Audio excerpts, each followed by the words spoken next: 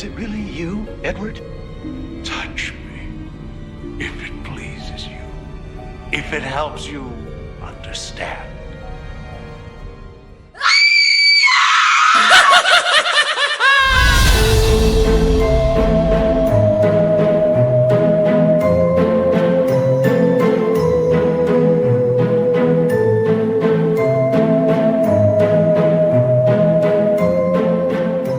Hey guys, welcome back to another episode of Horror Movie Maniacs. I am Ben and I'm once again joined by my co-host Grant. Hello, how are you, Ben? I'm good, thanks. How are you, man? I'm all right. All right, though. Nothing more, nothing less. Nothing better than all right today. Yeah, at a push, I'm good. Well, no good. reason. I That's just good. don't feel like being positive. Is that all right?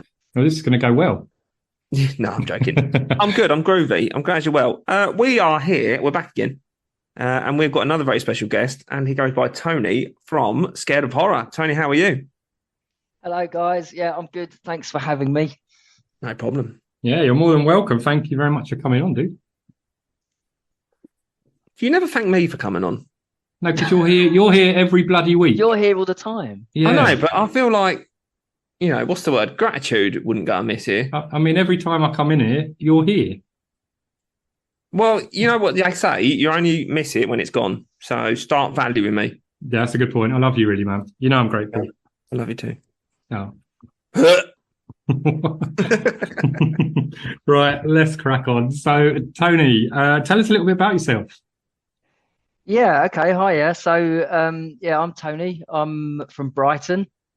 Who are Like you? your good self. Yes, Brian. Yeah. I'm a musician and a horror nerd at Nice. best. That's probably the mix. best way of describing it. Brilliant. I've loved both since I was a little kid. So kind of is my thing. However, when I say I'm a musician and I'm a horror nerd, I'm very much sort of a DIY sort of musician, not do it professionally. Yeah, sure. And a horror nerd is the same. I'm just a total amateur. I'm not a slick social media person. I'm just an idiot that likes horror films. So, to be likes fair, talking about them. Got a lot in common. yeah, exactly the same as us. Yeah, so we're horror nerds that have no clue what we're doing, and we Grant. So Yeah, but, you know, it is what it is, isn't it, really? getting there, hopefully. Yeah, Slowly. we like watching horrors. I think that's the bare minimum. Yeah, that's it. That's all you need But to I do. mean, I'm no expert by any means. I can barely write a note down. I know. But I enjoy watching horror films. We won't delve into that though, will we? Nah, do you know, when it starts becoming work, I lose interest, man. Yeah. Well, thankfully really the same. Yeah. No, this definitely ain't work. This was a good one. So, our next question, like we ask everyone, really.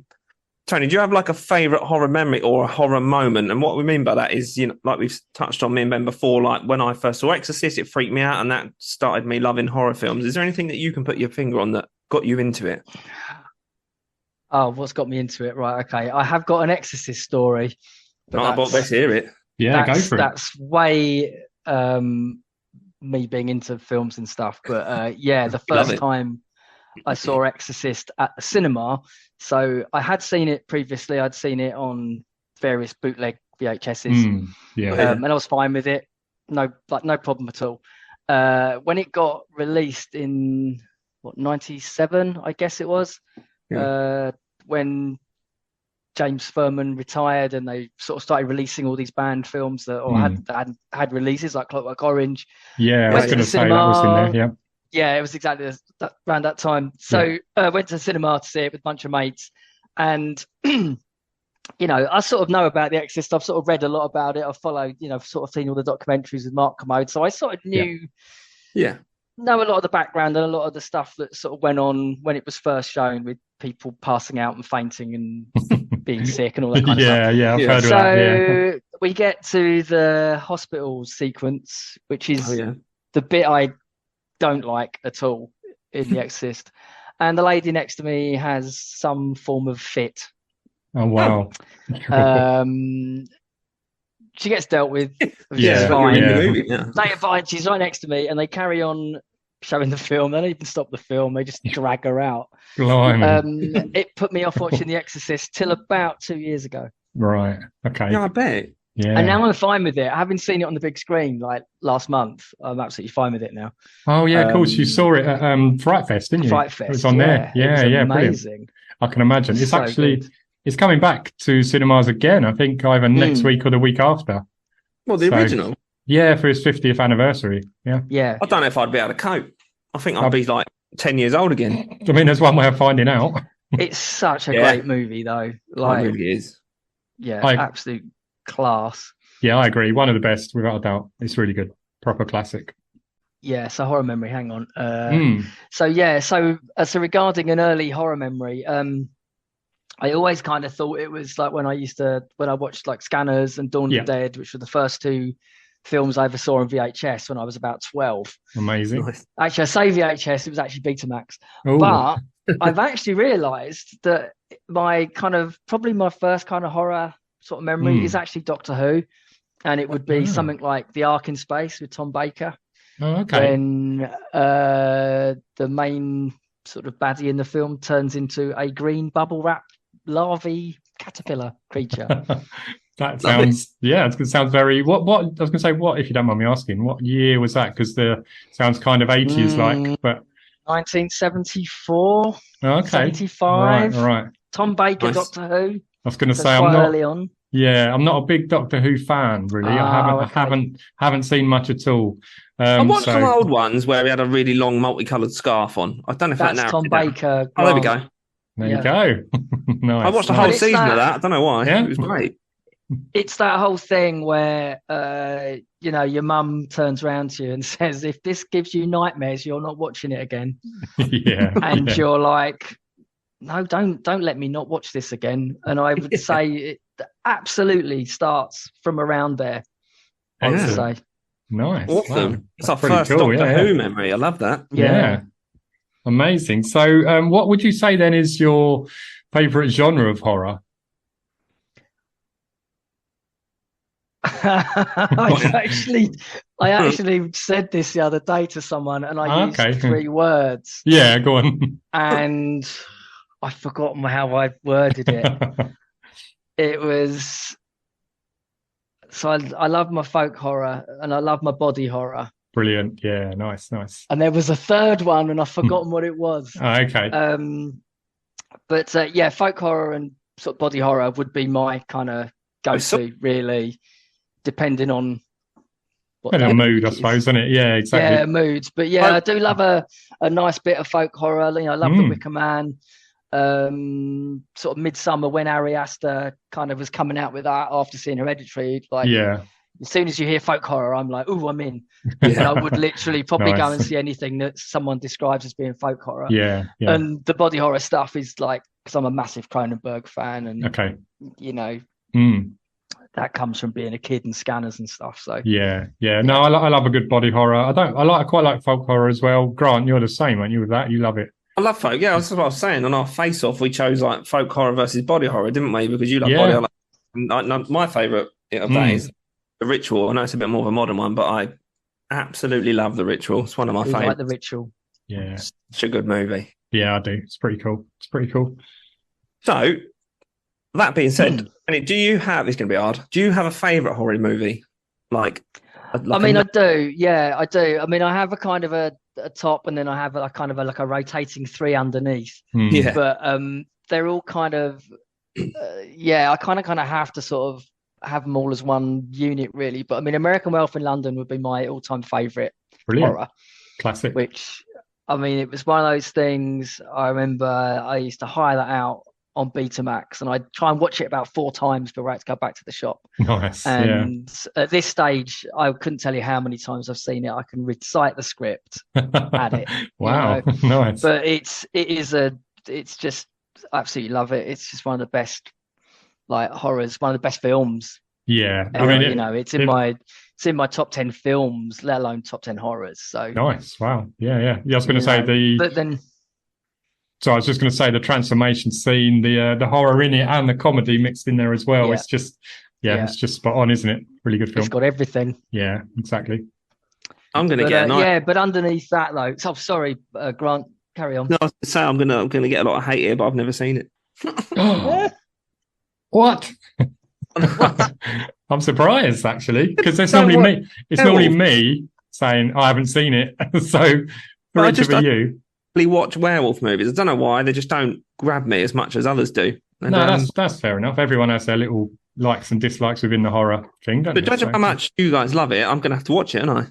Yeah, man, I think It you'd is like great. it. Yeah. It is great, and I don't know because obviously it's like a John Landis film. So if you've seen like Blues Brothers and Oh, yeah. whatever else he's done, which I can't remember off the top of my head right this second, Animal House and stuff. Yeah, It has those kind of crazy like fun elements that sort of Landis does, and obviously he. Oh. Yeah, so I do apologise for not seeing this film, and I'm going to get a lot of hate, but I will make sure I check it out. But I want to know what your other 3 movies were there that you've got on rotation. Right, yeah. So the other 3, so underneath that, and they sort of rotate, but you got The Wicker Man, you got The Thing. Oh, yes. You got Love it. Videodrome. Okay. So you got a Cronenberg in there. The Yeah. Thing, obviously, is that Carpenter, isn't it? that's not Rick Baker doing the makeup. It's Rob Bottin, isn't it? Who used to know. work with Rick Baker. So yeah, Okay. there's sort of another similar sort of body horror practical effects thing going on that American Werewolf in London has got. Yeah. And The Wicker Man, I just like a really good musical. Do you know, right? And I'm going to do what I always do now. I haven't seen The Wicker Man. Oh my God. I know. Well, that's normal for Ben, to be honest. How Yeah, are that's you what I horror said. movie maniacs, you two? I know. How the dare thing you? is Yeah. The Thing is my number 1 all-time favourite horror movie, so, we win some points back. Yeah, and I love that. I've seen that one. Of course, I've seen that one. Who hasn't? Who hasn't? I think we'd have to leave now if you hadn't seen The Thing. Yeah, but no. Funnily enough, Wicker Man has been on my list for ages, and then I keep seeing online lately that Hooptober thing, and I was like, oh, what's that? Yeah, about? yeah. So I've actually added Wicker Man to my list for that. So I was thinking the Nick Cage Excellent. movie that's been voted like the worst thing of all time, isn't it? Yeah, apparently. It's definitely worth seeing. I absolutely hate the Nicolas Cage version, but people do like it, and it is bloody funny. I don't think it's meant to Really? be funny. But, I'm sure it probably Nick isn't. Cage. Yeah. If you take it as a comedy, I think it kind of works. But you've got to see the uncut one because the whole bees thing isn't in the usual version. You need to see the unrated version or the director's cut or something. Grant, we should get well drunk and watch that one night, man. I know. Well, I was just Definitely. thinking, I said, it's Nick Cage. But then in fairness to Nick Cage, Mandy and, what is it, Colours of Space, I think it's called? Colour Out of Space. They're Okay. top-notch horrors, in my opinion. I quite like Nick Cage. I know he gets a bit stick, doesn't he? But I mean, yeah, Con Air's incredible, let's be honest. That's one of the best films ever. it's good. Yeah, I love it. But yeah, right, I'm adding that to the list. Well, it's on my list, Wicker Man, and then Nick Cage Wicker Man when we're drunk. Yeah. No. Must have. Yeah, maybe, you know what we could do? When we were recently chatting about trying to get like some little thing going on some screening or something in Brighton, Oh, yeah. we could screen Nick Cage's Wicker Man. Only Nick Cage movies. Yeah. It'd just be us 3 there, wouldn't it? No one We were there else. for like 3 months. Yeah. God, hold on. Good stuff. Good stuff. Yes, right. Well, thanks very much for that. That's a cool little intro. And we should probably then move on to talk about the movie that we're actually here to talk about. So, Grant, do you want to just explain about how we came to this movie? Yeah, so we have a little thing that we like to do called Wheel of Misfortune. We ask our guests to pick 10 horror movies. And that's quite good, actually, because then we know they're actually horror fans. So to pick 10 horror movies, and then we spin the wheel, and the one it lands on is the one that we all decide to watch, if we haven't seen it before, obviously. And then we all decide to talk about this chosen film. We do indeed. Very well explained. And what did it land on for Tony's movie? And I've got the year right this time, which is brilliant. The 1986 bonkers movie called From Beyond.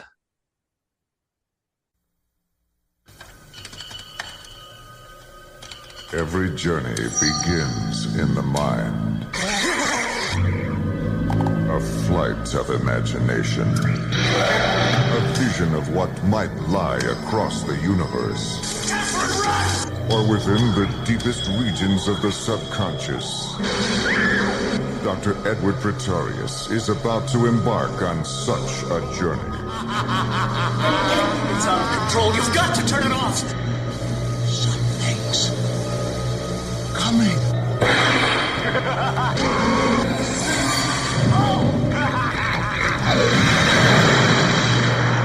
Humans are such easy prey.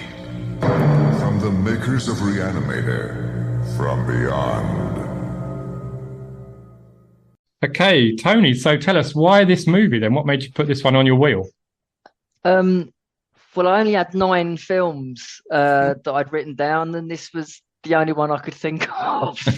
Brilliant. So the joke being that this is the one I knew the least out of the 10. Right. Okay. And I was getting really excited watching that little wheel go round because I thought we were about to end up doing a double bill about Last House on the Left. But no, we got From Beyond, which is great. But yeah, it is all. I don't know this as well as the other ones. That's all right. Yeah, No, I'd that's never not seen good. But it. it is great. I'd never seen it either, so it was first time watch for me. Yeah, and then in fact I watched it again just to make some more notes and stuff. First time I watched it, I didn't take any notes. I watched it quite late at night, kind of a little bit tired. So yeah, second watch, made a few notes, and yeah, Grant, had you seen Bonkers, isn't it? before? Yeah, It is bonkers.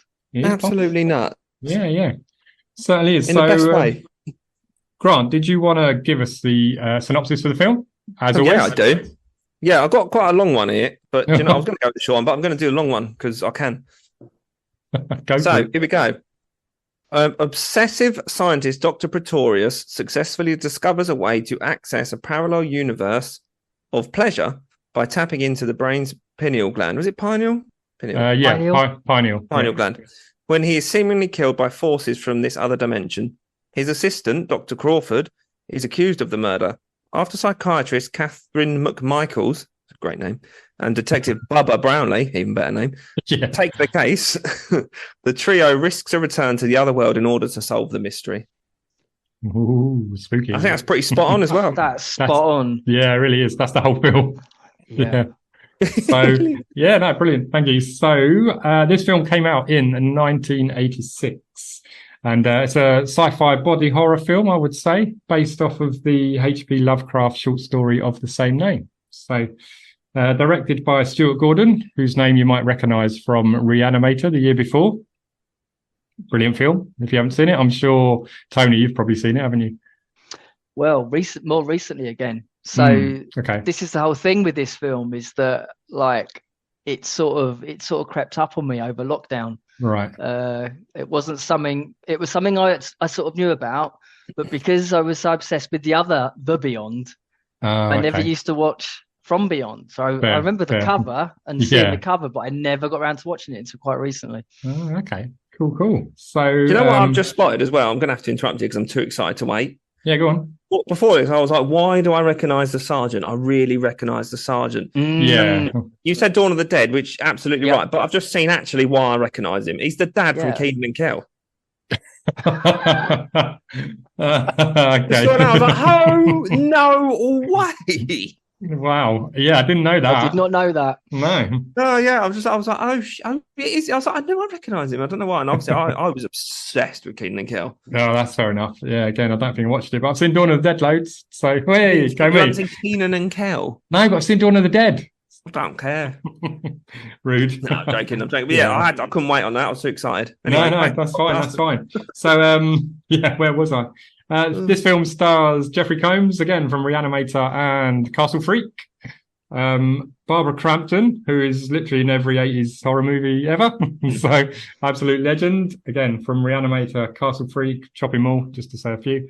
And then, yeah, Ken Foree, who's the chap we were just talking about, Dawn of the Dead, and he was in Devil's Rejects, wasn't he, fairly recently? So, there you go. Awesome.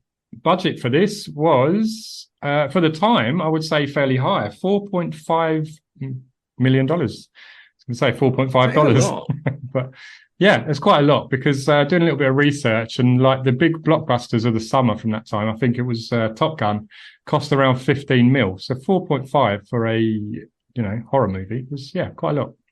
So even when we talk about Paranormal Activity, and that was what, peanuts, wasn't it? yeah, like £2. Yeah, 4.5 million and a half sound like a massive jump, and this is like what 37 years ago. Jeez, that sounds so old. I know it's easy because it was the year before I was born, so I can remember that quick. Fair, fair. Yeah, I'm not that good at math. Didn't do very well at the box office though. I could only find the US and Canada taking, so I don't know if it was only released theatrically over in America. But all I could find was it took $1.2 million, which I was kind of sad. Kind of sad about that. It is a bit. Deserves so much more. It really did, because it is a brilliant film, I've got to say. Yeah, it's good fun. So yeah, there you go. That's the money. Fun little fact, to keep the cost of the recording down, they shot the film in Italy, where apparently that was 3 million of the budget. If they shot it in US, it was apparently going to cost 15 mil. So wow. So there you go. They do it well, because I never thought for a single second would have thought that wasn't anywhere but America. I mean, you don't really see a lot of outside shots, do you? So no. But the driveway to the house and stuff, no, never would have guessed it. So yeah, could have filmed it anyway. But yeah. All right. Nice little fact. So yeah, go on. I like the facts. On that being said, so Tony, what are your thoughts on the story aspect of the movie?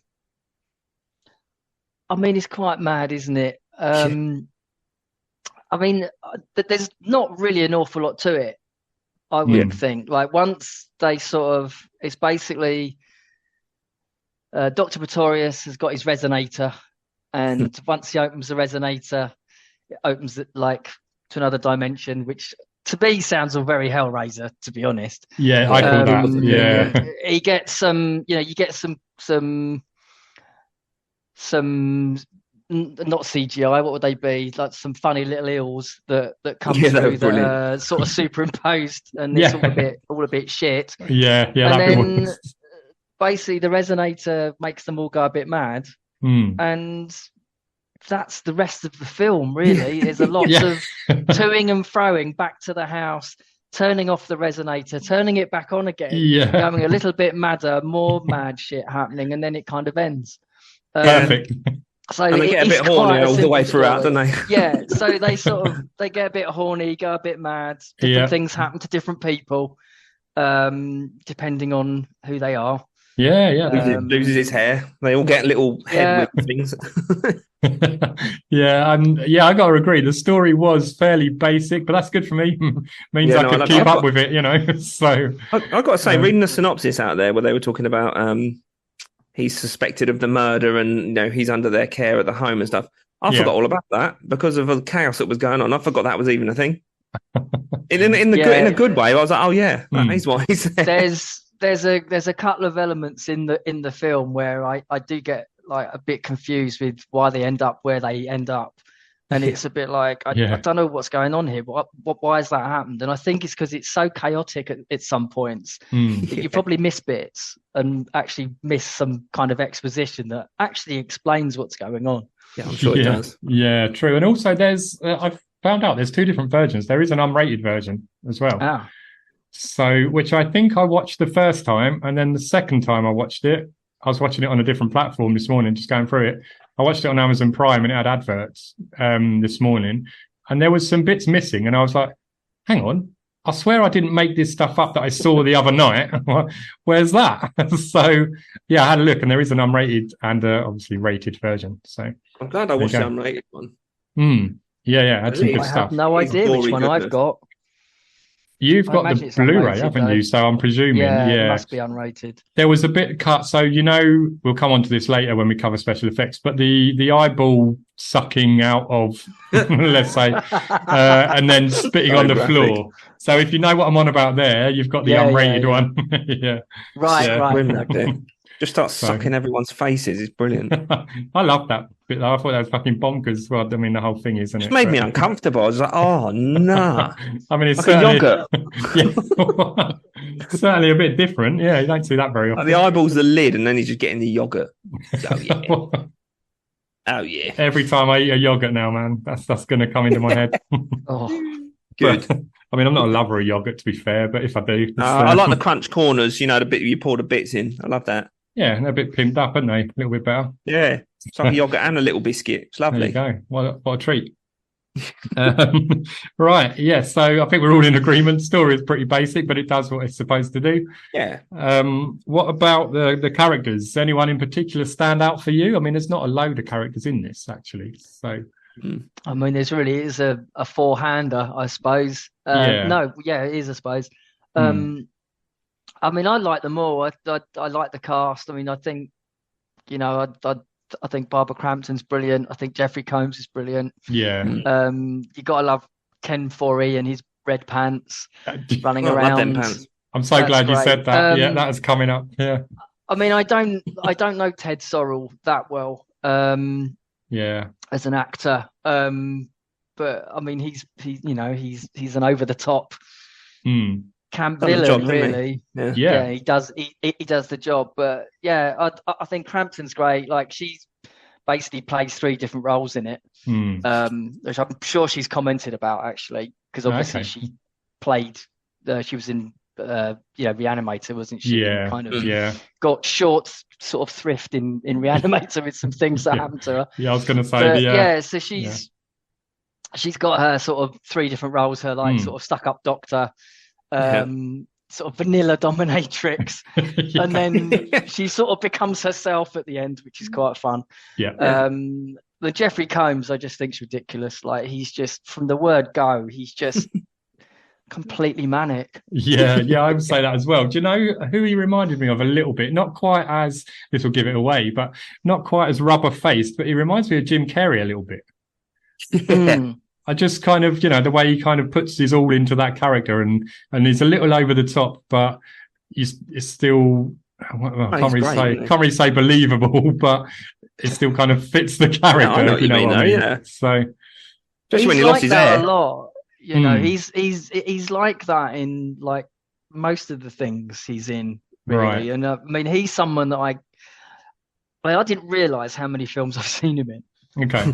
And also he's been in quite a lot of Star Trek, Oh, like the right. TV series, playing lots of different characters. Oh, wow. And you just sort of realize, once I've sort of got into From Beyond and Reanimator and sort of watching these films, you're sort of like, oh, it's that guy.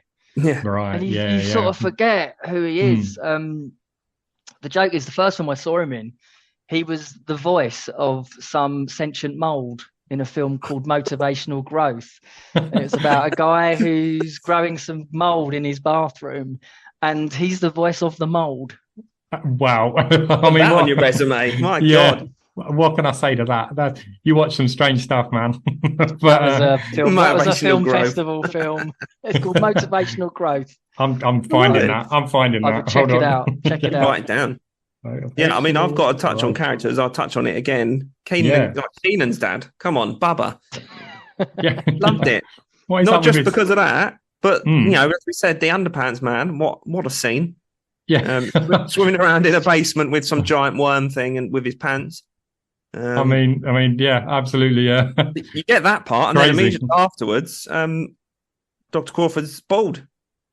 Yes. Yeah. It's just a real jump. It's a real trip. Gets sucked into the weird tremors like worm thing in the basement, doesn't he? And and then of course, like you say, looks like it just looks like a Guar show. Like, it looks like the sort of things Guar would use. Like, yeah, in any of their concerts. yeah, it's completely bonkers, but it's great. Yeah. So Absolutely that moves great. on ever so slightly to my question. So I always like to ask all meals. You do. What's your general feelings and thoughts on the sort of vibe that the film lays out? I mean, I would just say it's a bit bonkers. It's a bit manic. Yeah. It's really, really great fun. It's one of those films. I mean, when I stuck it on this weekend, I mean, it is really corny when it starts. The dialogue's really corny. It's very 80s. It's very schlocky, but it's so bloody entertaining. And I thought, like, second or third viewing, I thought I'd be a bit like, it's not as good as I first thought. I still love it. I think it's brilliant. It's such a fun movie, and it shoots along. It's never boring. Definitely not. And it's got loads of mad shit going on in it. No. So, I've yeah, never, schlocky, cheap, and a bit bonkers, I would say. I think that's pretty much spot on. Everything we love. So Yeah, I mean, Yeah, me and Ben right. both hadn't seen it, and I went in last night watching it completely blind. I don't really like to watch trailers and stuff. I like to just go into films blind. And I typically will be aware that it's like an 80s movie, if that makes sense. If I'm watching a horror movie, you can tell. But that didn't enter my mind at all. I just remember watching it thinking this is unbelievable. And we'll go on to the effects and go in a moment. But yeah, I love to think, though, it gave me a lot of happiness, that film. Yeah, Ben, again, what about you? Yeah, I agree as well. It's just the 80s in an hour and a half, isn't it, basically? 80s horror summed up in an hour and a half. If you're looking for something, to encapsulate that feeling and that vibe, this nails it perfect, really. So, yeah. It really does. Obviously, there's absolute gross out body horror, nudity, bonkers, fucking shit happening all over the place. Yeah, it's got it all. And you know what I really liked, and I'm going to sound really weird again here. I'll do this quite a lot, Tony. Don't worry. But the blue, pink, purple neon lights. Oh, the bisexual lighting. There you go. Absolutely love that. I was like, yes, love this. So, yeah, I have a thing for sexual lighting. For lighting. It's a bit of you, Ben. You have said before you like colours. Yeah. Yeah, I'm just sad I never got to see this like back in the day because I'm adamant that if I had, this would be in my top 10 movies. Really? Like I'd have loved this as like a 16, 17-year-old. Yeah. But it's fine. I've seen it now. But true. Yeah, it would have been a good one to see upon release. But yeah, there we go. Right. So I haven't actually got too much to say on the next topic, but sound design and music. Tony, what are your thoughts on that? Well, I did say this to you before. You did. I honestly can't recall what the sound design and the music is actually like. I enjoy it so much that I mean, is there any music in it? I mean, there is, isn't there? There's a little bit. Yeah, there's a little bit, but nothing really. I don't want to be horrible to whoever did the music, but there was nothing really that stood out, Yeah, it's not like sort of proper cheesy 80s music, is it, or anything? No, there wasn't a crazy synth track in there or anything, Yeah. So the sound design, as in like the effects, I thought were kind of cool, like all the squelchy sounds and the splatter effects and all of that. I thought were perfectly fine. Yeah. But yeah, a bit of a stripped back soundtrack, really. Yeah, it works though, doesn't it? I guess it doesn't. I suppose it doesn't need it. Yeah, I mean, maybe they thought it would distract from the absolute nutty action that's going on. But it might have been a bit much, mightn't it? I mean, you could have had a nice chopping mall type, 80s synth soundtrack, which would have been great. But I think it maybe would have been probably a bit too much. No, that's true. Yeah. Well, that being said, leads very nicely onto I think most people's favourite part, but it's definitely my favourite part of the movie. What are your thoughts, on the effects and gore? Me? I mean, I love all this stuff. It's like proper, like gory, rubbery, like society-esque, I would call it, practical effects. Not by, I mean, I'm really surprised it isn't done by the society bloke, actually, who, would have worked with the guy that produced this. But it's a guy called John Carl Beekler. Right. Not aware of, but he's done loads and loads of stuff, and he's done Nightmare on Elm Street 4 and 5 and Hatchet are the 3 that I've seen. That kind of makes sense. And it kind of made sense when I read that. So I need to kind of go and do a bit of research on him, really. But I mean, it's once that practical stuff starts coming in, it's completely insane. I mean, you've got 4 different versions of Pretorius. Yeah, as he goes, each time he appears, he's a little bit worse than the last time. Yeah, definitely. And he's got his arm, like he's stuck to his body, and then he pulls it away, and it's quite horrific. And his head's on a tentacle, and all sorts of horrendous stuff. Yeah, it's unbelievable. But Ben, is there any? I suppose we know how good the gore is, but Ben, was there any moment in particular for you that stood out as being particularly gross? There was two, I think. So one, I mean, not particularly gross, but just rather cool. So where he gets his head shot off, I think it's Bubba, isn't it? It shoots him in the head, and his head just literally fucking explodes, and everything comes squirting out of the neck hole. You know, neck hole. Yeah. So yeah, and it's just literally gushing. It's gushing all sorts of gloop and gooey stuff. As you know, I love all that. So yeah, that was a standout moment. And then the bit near the end where Crawford, isn't it? Jeffrey Combs' character. He's like he's inside him. Yeah. And then he's not. He comes out of him, but then he's back in him. And I'm like, what the fucking hell? And then before you know it, there's like several legs. There's a few arms. It's just all a mess of limbs, you know, on the There's floor. like and two heads on tentacles fighting, right? Yeah, like one's Pretorius' head and one's Crawford's head, but like Crawford crawls out of, I guess it's Pretorius' mouth. I'm not sure. And no, you're right. It is. He starts separating as well, doesn't he? Yeah. Yeah. So there you go. Yeah, Society is the exact film that come into my head, but this predates Society, doesn't it? This came out before. Yeah. But so Society, I think, is directed by Brian Yuzna, who produced this. Yeah. Okay. So and that's my connection to it, is that I sort of know some of the Yuzna films. Yeah, and they're all but sloppy didn't realize, and stuff, aren't they? Yeah, didn't realize they were connected to, like, he works with Stuart Gordon. So okay, right. It's a happy accident there. Yeah. I'd like to mention my favourite bit. I just have to, in case you don't.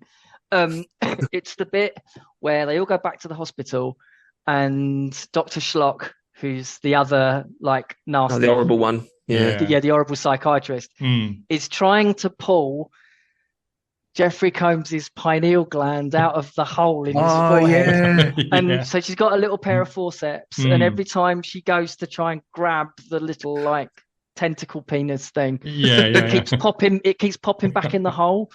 And it goes on a bit, but it's like every time she goes to grab it, it disappears back in the hole in his head. It's very Cronenberg. It kind of reminds me of the armpit thing in that film Rabid. You know, the armpit vampire spike. It's like that, where it kind of keeps popping out and then goes back in, and it's not quite revealing itself. I love that. But it did make me uncomfortable. Yeah, very uncomfortable. I was like, just get the damn thing. I shared yours with Ben, being the ending as being one of the best bits, but I also love the eye sucking. I don't know why. It's just the way he's just on their face, just like slurping it up. It's just really weird and visceral almost, isn't it? You know, trying to suck somebody's eyeball out. It's like, who does that? Who does that? Even when he's got the eyeball, he's like, no. I want the juice behind it. Yeah. He don't even want the bloody eyeball. He sees their face. It's so cool. Yeah. He's trying to get to the brain, isn't he? He's trying to suck the brain out. Yeah. So and I've just thought of another bit as well, actually, just quickly. Near the start, where Pretorius first appears, and he's standing there naked, isn't he, like with his arms out, and he's like, touch me, or whatever. Yeah. And then he Crawford goes over and touches him on the shoulder, and his skin like indents and melts and stuff. Like Play-Doh, isn't it? But then Pretorius rips his own face off. Oh yeah. That's right, he does. Yeah, so that's pretty grim. And then all the wiggly, penisy worm things of, like, you know, coming out of his face for a few seconds. I remember that. I don't know how I forgot about that. That was brutal. Again, it's just like, I feel like I'm either drunk or I'm just having the weirdest fucking dream. It's like, what's going on? It was a bit of a slow build, wasn't it? And then just out of nowhere, you just get a face pill. You're like, all right, this is what's happening. Yeah. And from that, from that point on now, it's just nuts and it doesn't slow down. So I love it though. It's brilliant. Yeah, but no, absolutely top-notch special effects. I think we can all agree. Oh God, yeah. So so that just kind of leaves us really then with an overall rating. So let's give it a rating out of 10 as always. So Tony, do you want to give us your rating? So I rated this on Letterboxd at the weekend 4.5 out of 5. So I guess that must be a 9 for me. Yeah. So I would say it's like an 8 or a 9. I would say it's definitely up there. I think I've no problem recommending this to people. I would watch it again, now. I just think it's such great fun. Nice. Yeah. That's a good score, really good score. So Grant, what about you? Yeah, I'm going to go 8.5. Oh, okay, nice. Because obviously the effects do remind me of The Thing quite a lot, and I, in good Yeah. stead, cannot put that above The Thing. So, Mm. yeah, I'll go 8.5. I loved every minute of it. I loved the simpleness of it. And as I said earlier, I didn't watch it thinking, oh, this is definitely 80s. I just remember watching it going, holy shit, what is going on? Yeah, I'm a big fan. I would happily watch it again and again. nice. Okay. That leaves you, Ben. I feel like I'm letting the side down a bit now because I was going to go with, well, I still am. I'm going to go a good 8. So for me, That's a good score. oh yeah, Good score. I loved it. It's really good fun. But for me, I think I preferred Reanimator slightly and Society as well. And it felt like it was in that same kind of mold. It's been a long time since I've seen Society, but it's still a really solid film. And like I say, I loved that it's just completely 80s, great practical effects, bonkers characters, crazy stuff happens, and moves along at a really quick pace. So again, one I'd highly recommend to people who love 80s horror. Not so much kind of younger generations kind of film, I would say. But I don't know. It's nuts, isn't it? I think anyone can watch it. But I hear what you're saying. Absolutely. Yeah, but no, proper solid 8. There you go. Brilliant film. So yeah, that's a good score. That is a well, good score. well worth a watch. So anyone listening, anyone at all, get yourself a copy of From Beyond and give it a good watch. Let us know what you think. Good now. Yeah. Good now. Right. So Tony, do you just want to finish up then by letting everybody know where they can find you, or if there's anything else you want to promote or anything? Yeah, sure. I mean, there's sort of two things I wanted to sort of, share with you guys. But obviously the Instagram, which is how you know me, which is at @scared_of_horror. So Scared of Horror, which basically is just an excuse to just share horror films and talk about it, really. Me and my friends started it in lockdown as an excuse to watch as many horrors as we could in a year. Sounds amazing. We did that 2 years. We did that 2 years running, and really, it's just an excuse to kind of sort of try and meet more people and just get a bit more involved in the horror community, really. And I have met loads of people through it. I wouldn't have really got to know the Evolution Horror guys because of it. Obviously, I know Vanessa, who you had last week. Obviously, I know her because of that. Yeah. Amazing. And it's just, I sort of never really had a horror community before. It was always just me and my friend who I do the Instagram with. Yeah. So it is really cool sort of having more people to kind of just talk about this stuff too. That's good. It's the best, quite frankly. So give us a follow and have a chat and whatever, But the music stuff, I'm sort of taking a slight detour on what I was doing musically. So I used to play in bands for years, but I've got a Bandcamp, which is TonyWare.bandcamp. I've got an EP up there at the moment, which it's all instrumental stuff, which I'd never used to do. And it's now just, I think I've done the band, I've done sort of touring, releasing records, all that kind of stuff. I just want to now just do my own kind of thing. But instrumental stuff, it's not something I'm sort of quite experienced in, so it's all quite sort of new for me. And it's I'm trying to do bits and bobs. I've done some soundtracks for a couple of podcasts. I kind of want to look to maybe do some stuff for short films if I can. That sounds amazing, so mate. If anybody's got any short films they want a cheap musician for and want some horrible noisy guitar and electronics, give us a shout. Brilliant. Love it. Yeah, amazing. Nice. That's some really cool stuff there, man. So it really is. Yeah. So that wraps up our time, I believe, Ben. Yeah, it does indeed for this week. So Tony, thank you very much for coming on, man. It's been an absolute pleasure. Cheers, guys. Thank you for that. It's been a long time coming. I guess we've been talking about it a while. So we have indeed. I'm glad we got it sorted. Yeah, so definitely. Tony, thank you again for coming on. And for the rest of the Maniacs, as per usual, thank you so much for listening. We really appreciate everything you do for us and all the support you're showing us. As we mention over and over again, we're on all the socials, Spotify, Apple Podcasts. Where else are we on? Obviously, we're on our Patreon. We've got some cool new merch on there if you guys want to get involved. We have indeed, yep. Ben, what have I missed? What have you missed? No, we're on all the normal socials, aren't we? Facebook, TikTok, Insta. catch the podcast on mainly Spotify, Apple, Amazon Music, but it's on other lesser known ones as well. So pretty much everywhere, isn't it? Yeah, we are indeed. So once again, thanks for listening, guys. We really do appreciate all the listens. Let us know some feedback as well. So chuck us some messages. Let us know what you think of the episodes. Anything you'd like to hear about on future episodes. Yep, love that. Yeah, there you go. So that pretty much wraps it up, I think. Amazing. Yeah. All right. Once again, thanks a lot, Tony. Thanks, Grant. Cheers, and guys. for everyone else, we will see you soon. See you later.